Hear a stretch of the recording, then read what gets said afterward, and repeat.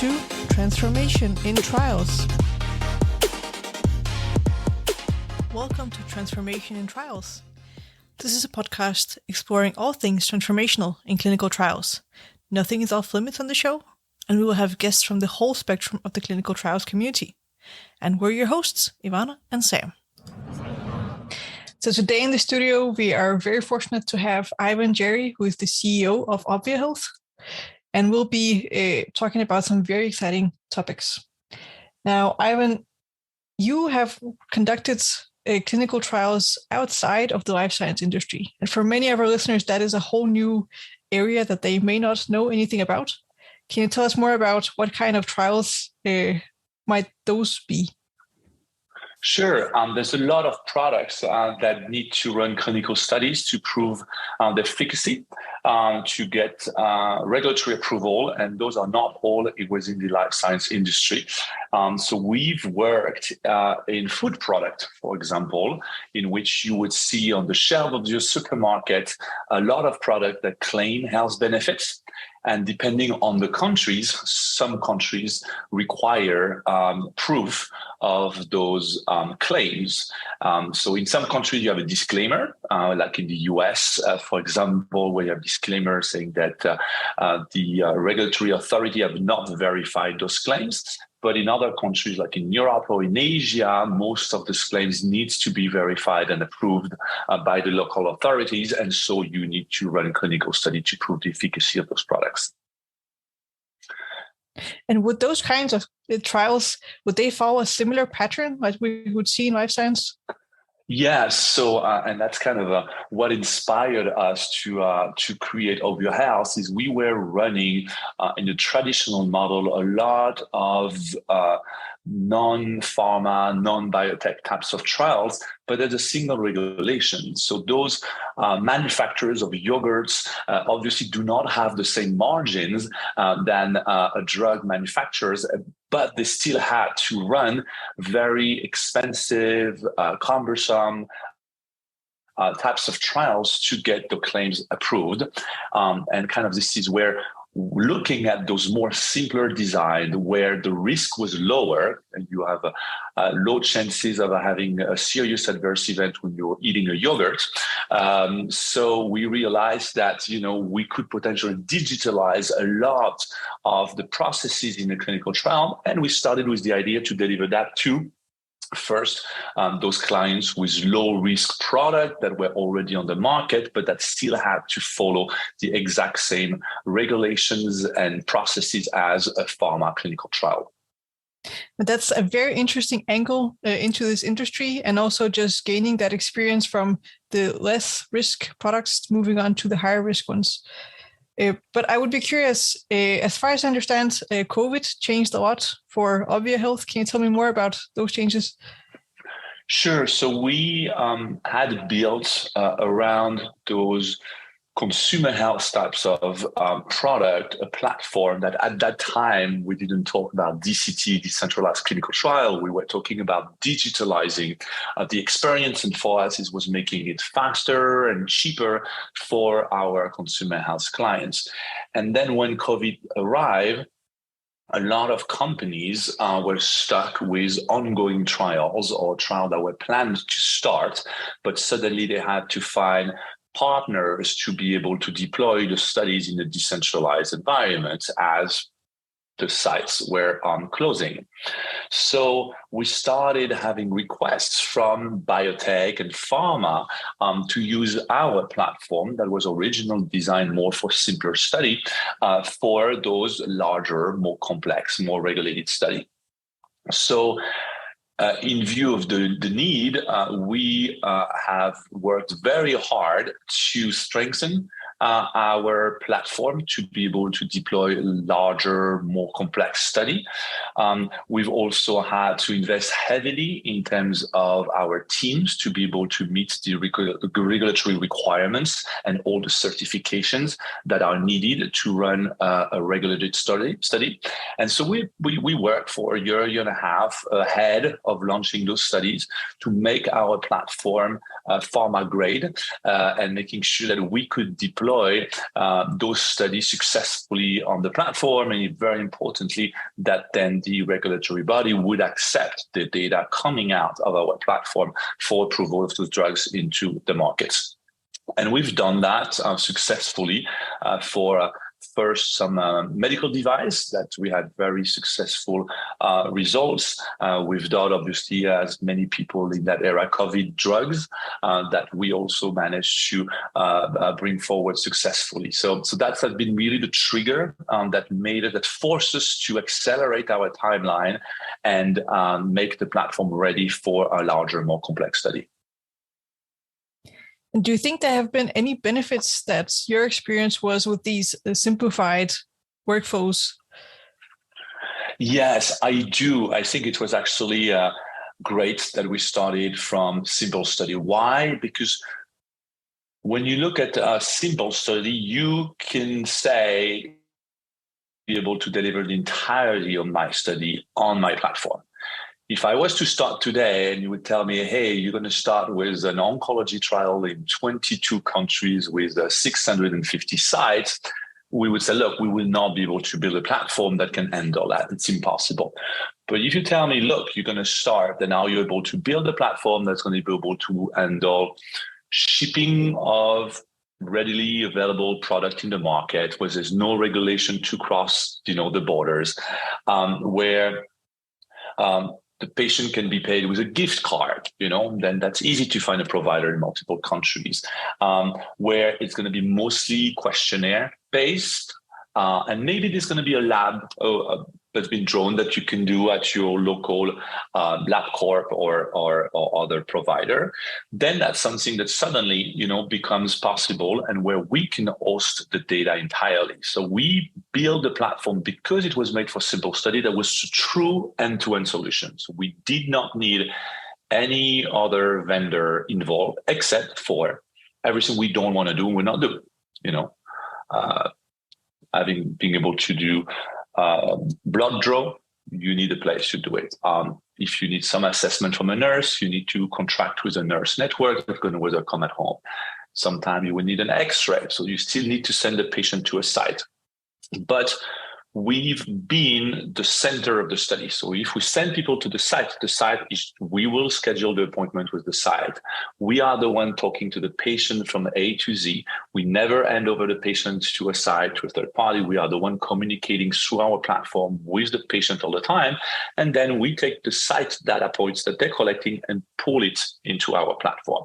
And that's been enabled because we started with small study and we increased in capabilities and we increased in the depth of everything we were provided along the way. So the beginning was e-consent with single signature, and then we went to Mexico and realized we needed to be able to print the consent for them to wet sign and then upload it back.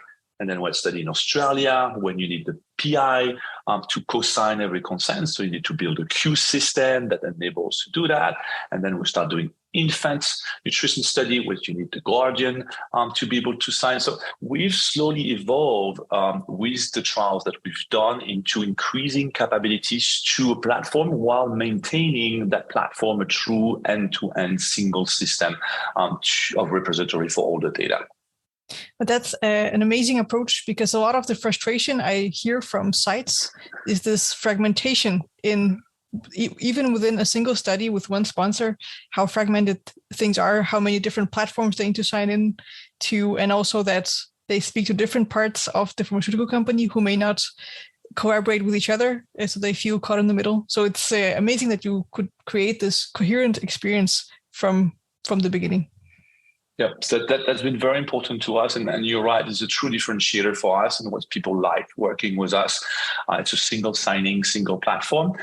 Obviously, sometimes we need to integrate with third party. When you start working with large pharma, they usually have a preferred EDC provider. And it's very hard for us to come and say, hey, you're going to cancel your 6-year contract with Medidata and you're going to work with us. So in that cases, we do integrate, but we try to do it in a seamless manner in which if they already have a site network that is using any of the EDC available, we will let the site work with the EDC of their choice that they are familiar with, and then we will collect that data in our platform. So that's where, again, they just do the single sign-in on the platform they already know, and we'll pull that data.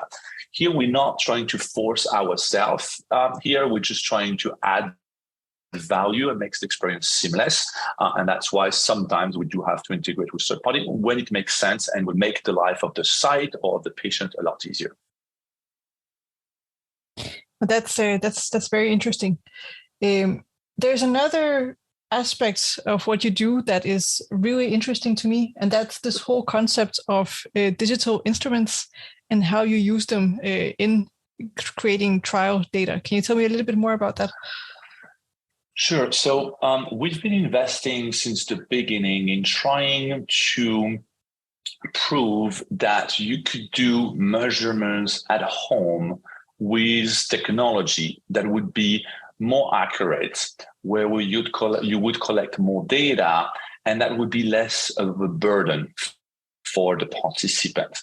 And in the early days of doing studies remotely, we had a lot of pushback. A lot of our sponsors were not trusting the patient in its ability to collect data point with accuracy. So we've been working very hard to prove that we actually can do better than in a site. And I can give you a few examples. One's easy. We've always asked patients to fill in a diary. In the old days, it was a paper diary that you would give to your patient at the site, and they would come back 2 weeks later and you would give your diary. By digitalizing the diary, we're removing the parking lot effect, which was that normally people would forget to fill the diary and will arrive on the parking lot waiting for their second visit, and they will fill the last 4 pages that they had forgotten to fill. And so the information was pretty inaccurate because it's hard to recollect what you've eaten, how your pain level was 4 days ago. With technology, these immediately become timestamps. I can send a reminder to the patient every day. I know if they actually fill the diary on the right day, and they're not allowed to fill 4 days back, without us noticing and approving it. So that's a very easy first step that was easy to convince that a digital diary would be way more accurate than the paper one. The second element was, can we ask the technology to do the measurements on its own? Okay, we know that patient-reported outcomes have bias and are not accurate because you need to train patients. Some of the assessments are complex. Some of the questions are not easy to understand. There's a famous one that, when you ask people, are you feeling fatigue? It's very hard. You need to define very clearly what is fatigue between being tired. So can we collect those endpoints just using the smartphone that they already have? So we've looked at very interesting things, again, around fatigue. If you know how much they move, if you know what time they wake up, if you know which mood they are, can you correlate these data points to answer the question of fatigue? I'll give you one that is way easier to understand. We've done a lot of infant nutrition study in which you need to ask parents how many crying episodes your child has had over the last 24 hours. So normally the parents will collect on a diary paper or digital and listen to the baby. And every time they hear the baby screaming, they will say that's an episode. But an episode has a very clear definition clinically. It needs to be more than 5 minutes, less than 15 minutes. And to have a second episode, they need to be silence for 5 minutes between the second one. So it's very difficult for a parent that is taking care of his child to be recording how long it lasted and all that. And that's a bias. So when you ask the parents how long your child has been crying, they say it's been 15 minutes. But if you actually record the cry, it's been only 5 because of the stress. So listening passively to audio to record the actual duration of a cry and how long was the silence between the cries to define what was an episode and was not, is way more accurate than any patient-reported outcome in that case for the baby. So we're doing a lot around sound. We're doing a lot about image. If we can take a picture of something versus asking the parents or the patients to answer would be useful. And pictures can be from, we've done a lot in, again, infant nutrition. So a lot about baby stool consistency and having the parents take an image and using computer vision and machine learning, being able to rate those stools on the Bristol stool scale, being able in the cosmetic world to guide participants to take a series of picture or a 3D image of their face. So then we can then annotate those images in the future and for wrinkles. So that's a tool that we've developed. So a lot of things like that, that instead of asking, how much are your wrinkles? Are you feeling better? Take a pictures and we'll have whether the machine or human assisted by a machine to be able to do those measurements. And is this something where the clinicians feel that you are replacing some of the work that they do, or do they feel that you are giving them additional tools? The second. Why? I think you will see people that say, we're going to use AI and we're going to replace the way we're doing assessment. We're not there yet. And it's going to take years to get close to that. So for the moment, the approach we've taken, we call it augmented pro. So what we do is we ask the patient to collect an image, a sound, whatever it is, and then we take that to a professional that will do the rating. Okay. What we do is we slowly build the capabilities through machine learning of the system to, on its own, over time, potentially be able to rate those pictures, those sounds on its own. But at the beginning, depending on the case, at the beginning, the system is very good at the extremes. They're very good at identifying, silence versus a baby crying. Okay. But it was fuzzing in the middle, not great. So we are trying to have the system learn through the rating, the notations of the physician. And then with that, it trains the system. And then the system can say, look, this one I'm 99% sure what it is. So that can go potentially automatically. This one I've only a 40% accuracy, and I need a rater to come through and rate. So the idea is really for the easy cases to automate them as much as possible. And for the one that really need the eye of a clinician that is experienced, then to make sure that that clinician that can spend 10 minutes reviewing that one versus 30 seconds reviewing every single one. So that's why we call it augmented, because we believe this is a tool that's going to make better use of the clinicians in giving them the ability to spend more time where it's needed and have the system help them go through the simple stuff automatically. That sounds amazing. I mean, we are facing a strain on healthcare, I think, almost all places in the world. So just being able to focus the clinician's time like that would be an awesome effect. I am curious about the technology behind some of both the sound recognition and the image recognition. Can you tell a little bit more about that? Sure. So we have a whole department of R&D and data science that work a lot here.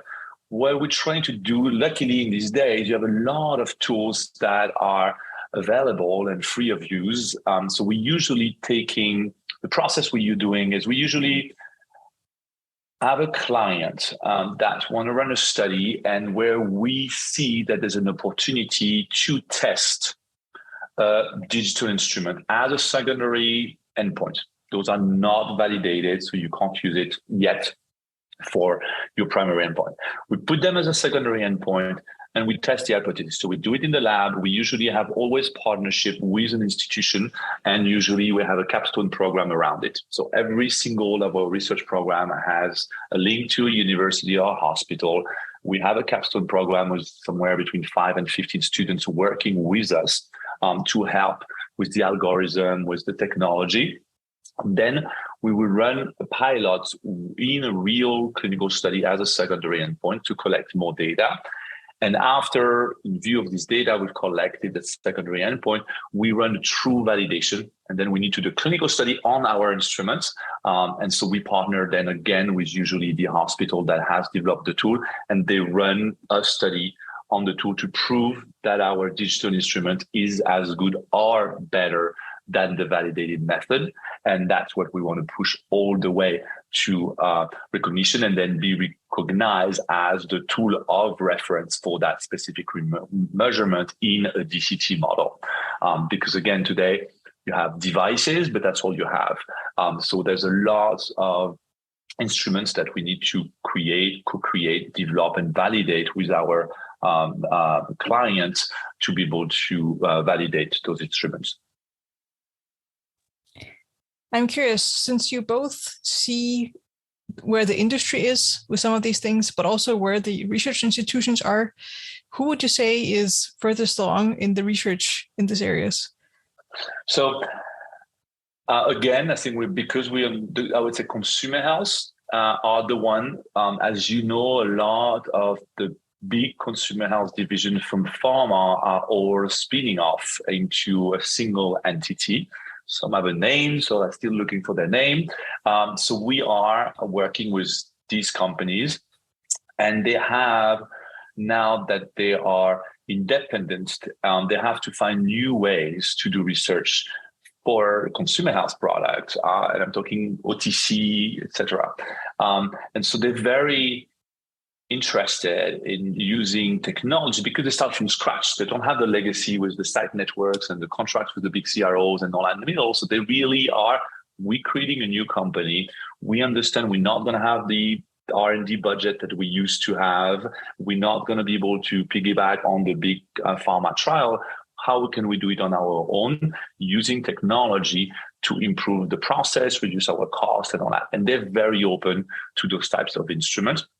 And also because in the consumer health world, you usually have a new claim. So it's the same product, but you need to repeat studies and study to just improve your claim slightly. So same design multiple times, which enables you that if you find an instrument that is good and you can validate it, then you can use it 10 times, 50 times over the next few years. So the fact that those consumer health are similar design and a lot of repeating the same instrument make them a better target for us to roll those out. And also they're a little more adventurous than the traditional pharma, which is going to take a bit more time to convince. Well, talking about being able to measure more from home, I was also thinking, does this change anything about the kind of studies you can run and also the types of participants that you can include? Yes, two things. So if you can do everything from home, there's a lot of the costs that go away. The site costs go away, the travel costs go away, the burden on the participants go partially away. It means the cost of recruitment is cheaper because the participant needs to do less. They don't need to travel. So that would enable to recruit more people, because usually when you run a clinical study, you run it with the minimum possible population that will meet your statistical criteria because it's budget. If suddenly you're able to run the studies at a lower cost and have access to larger pool of population because they don't need to be located around the site, you open research to a lot of other people, and that potentially enables you to run your study with a larger population. So you get a better understanding of how your drug is working on those populations. So that's something for us that is very interesting to democratize a little bit the access to research. Not to forget that for some patients, research is the only treatment. There is no approved drug. So if you don't make it to a clinical trial, it might be you're going to die in the next few months or few years. So it's important that we reduce the cost of research so that it enables to get more patients to have access. And also, it's going to get better data. If you can do analysis on 300 people instead of 100, you're going to have a lot more information and a lot more understanding of how your drugs work on subpopulation than when you're limited to the minimum amounts that your statistician told you had to run with. Would there also be any implications for using this for real-world evidence, not necessarily in the clinic, but also after marketing? Sure. So there's two things for us in real-world evidence. We have, through one of our investors, a partnership with a company called Dedalus. It is the largest EHR provider in Europe. They have access to over 6,000 hospital networks and 300 million patient records.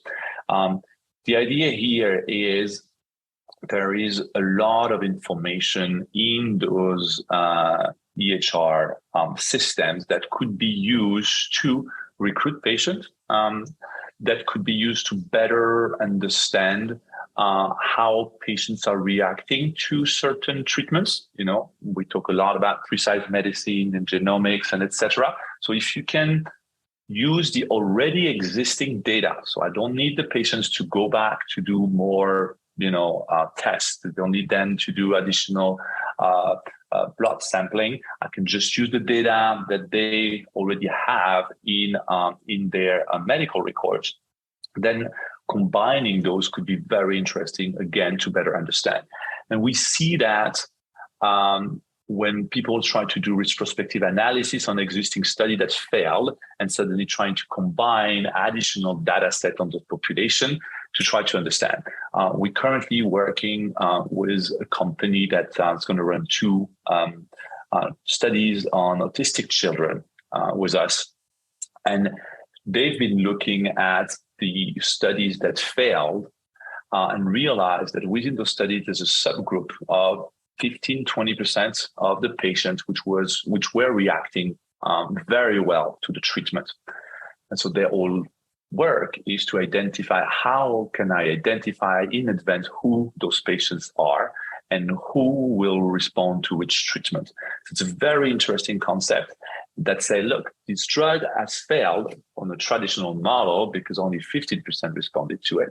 But now if I'm able to segment up front, what are the phenotype of patients that are going to be responder to that drug and what is the other one to this other drug, then I can run a new study with the exact same compound, but selecting my population better. And then that's going to be able to enable to have a successful trial and be able to release to the market a drug that's not going to be for all autistic children. It's going to be for autistic children with that specific phenotype and be successful. And that's because you're integrating a lot of other data points that you have collected. And there's morphology of the child, there is lab data, it's very, very interesting. So this connectivity with real world and the ability to combine with other data sets outside the ones you collect in the clinical trial, I think is extremely important to better understand the efficacy of drug and specifically for subpopulation of a study. And that makes a lot of sense. In pharma in general, there's this whole trend towards more pharmacometrics modeling for selecting of patient populations. So this would be an additional data source that could be included in that when designing the trial overall. Yeah. Super interesting. What about using some of these digital instruments that you are developing in the regular clinical setting for treatment? So we're almost there. So the first digital instruments that we're going to validate, it's in October. It's with the Children's Hospital of Orange County. It's the stool instruments. So this is using, again, computer vision to be able to look at a baby soiled diaper, crop the diaper automatically, remove any types of PII, because sometimes, parents will have an ID, in the baby's room. So we're able to do that. We're able to unblur the picture automatically and take that image and not only identify the scoring from 1.27 on the Bristol stool scale, but also looking at coloration. We learned from pediatrician that being able to potentially identify blood in stool, which is extremely important. So that instrument is going to be validated through an actual clinical study on the instrument. Thanks to our partnership with them. And if the outcome of that study is positive, then we would have the validation needed, and then we will be able to roll out that instrument as a primary endpoint to be able to understand better the effects of infant formulas and other types of treatments in infants. Well, I will keep my fingers crossed for that. That would be an awesome tool. Now, Ivan, I would also be curious to learn more about your journey, both before ObvioHealth, but also with the whole founding and transformation that you've undergone. Can you tell us more about yourself? Sure. So I started a company called Sprim 20 years ago with my business partner, and we grew that company from the two of us to a large consulting and CRO business around the world in 15 countries. And part of our services were around innovation, around the regulatory aspect of innovation, the market access, so geo expansion, helping companies to go in other countries, and running their clinical studies. So it was really identify and then vetting the compound innovation they had and running them through the process of clinical study, regulatory approval, and market approval. And that knowledge is very important because then when you know markets, then you look at innovation, you can vet things very quickly. Yes, it may be fantastic from a clinical point of view, but you're not going to pass the regulatory. Or it may be fantastic from a regulatory point of view, but the market is not going to be interested. You're not going to be able to sell that product. So we've done that for 20 years now. And again, a lot of the clients initially were consumer health, and we've grew. It's a bit like the same story in Ovio. We started with consumer health, and then slowly we start having the biotech and pharma clients more at the end of over the last 5-10 years. And that's where the idea of Ovio came from. We've been running so many studies around the world, and we were looking how inefficient, how costly it was. And it makes no sense for us to say, I need to pay $500 to a clinician because a patient needs to fill a questionnaire. It makes no sense. So that's really from our experience and our own pain point and suffering through delivering those clinical studies that we figured out there was a better way. And that's where the idea from Ovio came from. That's really interesting. Now, as we round off, we always ask our guests the same question, and that is if there was one thing you could change about the life science industry, what would that be? I would like them. We hear all the time, oh, this is broken, this is not working, and all that. And like, yeah, but you've been working for 30 years in that system, so why hasn't it changed? So I think there's everybody agrees that the system is broken, that needs to change, it's too complicated, too costly, too slow. So I would say, look, when there's solutions that are being brought to you to fix the problem, be a bit more open and a bit more receptive to take a little bit of a chance in helping those solutions move forward. And I think the industry has been very risk adverse. People are playing it safe because they want to stay in their position. They want to use the vendors they've used for 20 years because it's been vetted. And I think changing has been what has been holding us back. And so that's why we see a few clients now that are tiptoeing or moving forward. But as always, the change is mostly happening with the new DTX company, with the biotech. Those are very early adopters of our services. The big pharma needs to wake up a little bit and move a little faster. And Ivan, where can our guests get in touch with you or ObvioHealth? Sure, you can go on the website ObvioHealth.com, ObvioHealth.com, and then you can reach to me or anybody in the company. Well, thank you so much. This has been a very interesting conversation. Thank you very much for having me.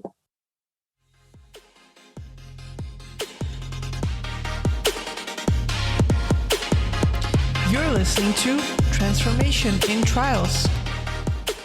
If you have a suggestion for a guest for our show, reach out to Sam Parnell or Ivana Rosendal on LinkedIn. You can find more episodes on Apple Podcasts, Spotify, Google Podcasts, or in any other player. Remember to subscribe and get the episodes hot off the editor.